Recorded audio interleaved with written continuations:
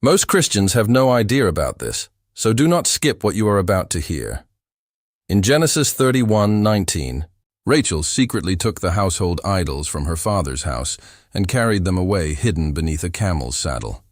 Scripture records the event plainly, without explanation or excuse. She brought those idols into the new life she was building with Jacob. For a long time, no one knew they were there. Rachel was not a pagan woman. She was the wife of a patriarch and the mother of Joseph and Benjamin. Her name is woven into the history of God's people, yet something that did not belong traveled with her, hidden beneath ordinary life, unnoticed and unquestioned. That is the warning behind this message. Not everything that enters a home announces itself openly. Some things arrive wrapped in beauty, given with affection, cared for week after week by people who never suspect what they may be spiritually entertaining. Many homes today contain plants that some believe carry symbolic or spiritual meanings. Most people have never been told what those meanings are or what they may represent. What you are about to hear may change the way you look at your own home. God guards my home. This statement is presented as a declaration of faith over one's household and family. Stay until the end, because the final plant on this list is said to involve more than symbolism. It is described as a counterfeit spiritual practice taking place inside the home. Plant 1. Lucky bamboo. Lucky bamboo is often associated with prosperity, fortune, and balance. It is commonly sold in grocery stores and garden centers, usually arranged in decorative spirals inside glass containers with stones and water. To many people, it simply looks attractive and peaceful.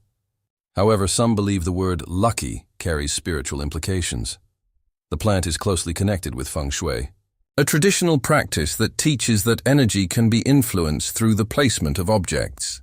Supporters believe lucky bamboo attracts positive energy and prosperity. The concern raised by some Christians is that trusting in symbols of luck may shift attention away from trusting fully in God. Proverbs 3:5 says, "Trust in the Lord with all your heart, and lean not on your own understanding." The argument presented is that blessings and provision should come from God alone, not from objects believed to attract spiritual energy or fortune. Plant 2. Devil's ivy. The second plant discussed is devil's ivy, also known as pothos. The plant received its common name because it is extremely difficult to kill and can thrive even in dark conditions. It climbs and spreads easily, making it a popular indoor plant. Some people claim it attracts wealth or financial success. Critics argue that believing in such claims can encourage an unhealthy focus on money and material gain. Timothy 6:9-10 warns, "Those who want to get rich fall into temptation and a trap, for the love of money is a root of all kinds of evil." The message suggests that placing faith in objects associated with wealth or prosperity can gradually influence a person's priorities and spiritual focus. Plant 3. Bonsai trees. Bonsai trees are admired for their beauty and artistic design. They are carefully shaped and pruned over many years into miniature forms. The speaker argues that bonsai trees symbolize restriction and control because their natural growth is intentionally limited. Galatians 5:1 says, "It is for freedom that Christ has set us free." According to the message, bonsai cultivation represents forcing something living into a constrained form rather than allowing it to grow freely. The speaker connects this idea symbolically to spiritual control and manipulation, suggesting that excessive control opposes the freedom God desires for people. Plant 4. Peace lilies. Peace lilies are commonly given during funerals and periods of mourning. Their white flowers symbolize peace, remembrance, and comfort. The speaker claims that because these plants are strongly associated with death and funeral traditions, they may also carry spiritual associations connected to the dead. Isaiah 8:19 says, "Should not a people inquire of their God? Why consult the dead on behalf of the living?" The message argues that Christians should avoid anything associated with communication with the dead or spiritual practices outside biblical teaching. However, for most people, peace lilies are simply decorative plants associated with sympathy and remembrance. Plant 5. Cactus. The cactus is described as a symbol of emotional distance and isolation because of its sharp protective spines. The speaker suggests that constantly surrounding oneself with symbols of defense and separation may influence the atmosphere of a home and encourage emotional hardness or withdrawal. That is not merely a biological trait. It is the cactus's entire survival strategy. Do not come close. Do not touch. Stay away. In a culture that celebrates self-sufficiency, this attitude is often praised as strength and independence. People display cacti in their homes and admire them. But Hebrews 3:13 warns about what such isolation can produce over time. Encourage one another daily, so that none of you may be hardened by sin's deceitfulness.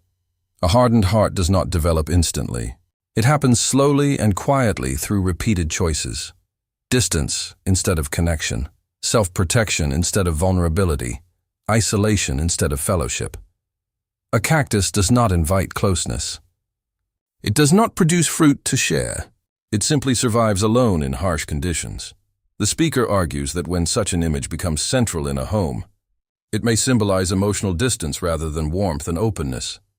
In 1 Kings 19, Elijah sat alone under a juniper tree and asked God to take his life. Even after witnessing God's power, he isolated himself in exhaustion and despair. God responded with compassion.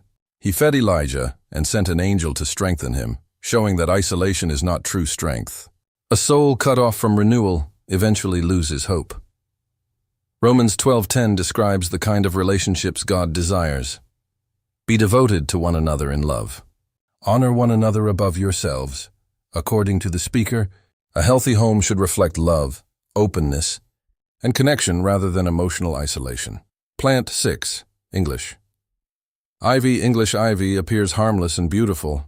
It grows elegantly along walls, fences, and garden paths, giving homes a timeless appearance. But the concern raised in the video is not its beauty. It is the way it attaches itself tightly to whatever it climbs. Corinthians 6:14 says, "Do not be yoked together with unbelievers."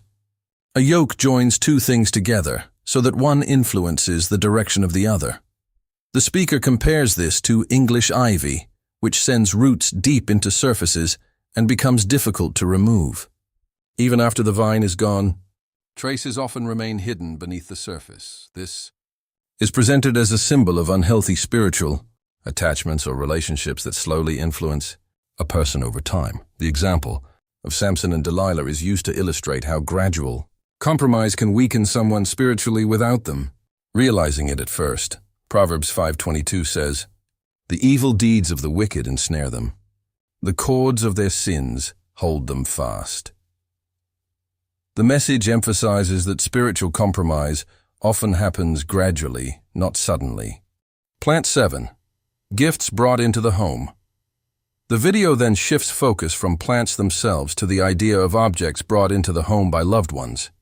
Imagine a grandchild bringing a decorative plant as a gift, a friend offering something meant to encourage you, or a family member decorating your house with good intentions. The love behind the gift may be genuine, but the speaker argues that believers should still examine the spiritual meaning or symbolism behind what enters their homes. 1 Corinthians 10:21 says, "You cannot drink the cup of the Lord and the cup of demons too." The speaker interprets this as a warning against divided spiritual loyalties.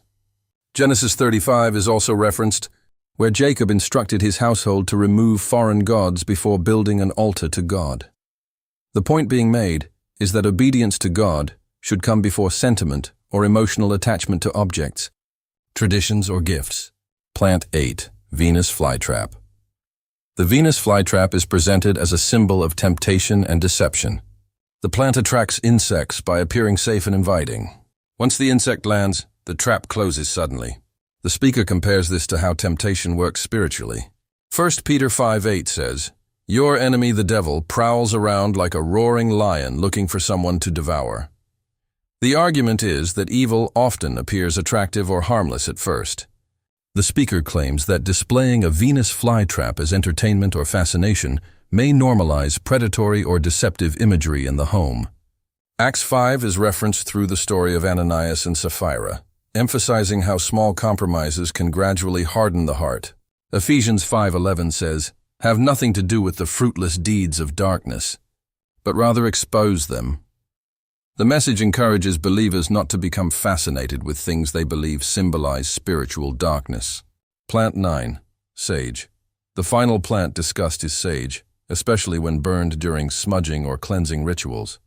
Unlike the other plants, the speaker argues that burning sage is not simply symbolic decoration, but an intentional spiritual practice. Sage cleansing rituals are associated with shamanic traditions, New Age spirituality, and certain wellness practices. The speaker argues that Christians should not seek spiritual cleansing through rituals outside biblical teaching. Isaiah 43:25 says, "I, even I, am he who blots out your transgressions." The message emphasizes that forgiveness and spiritual cleansing come from God alone, not from rituals, herbs, smoke, or spiritual techniques. Hebrews 9:22 is quoted, "Without the shedding of blood, there is no forgiveness." The speaker concludes that, from a Christian perspective, cleansing comes only through the sacrifice of Jesus Christ, not through spiritual rituals involving sage or other objects. Final message of the video. The video ends by urging believers to carefully examine what they allow into their homes and lives. Psalm 101:3 is used as a closing verse, "I will not look with approval on anything that is vile." The overall message is that Christians should avoid practices, symbols, or traditions they believe conflict with their faith. However, it is important to understand that many Christians strongly disagree with the idea that ordinary plants themselves are spiritually dangerous or demonic. Most mainstream Christian teaching focuses on faith, character, prayer, and personal relationship with God, rather than believing that decorative plants can invite evil spirits into a home.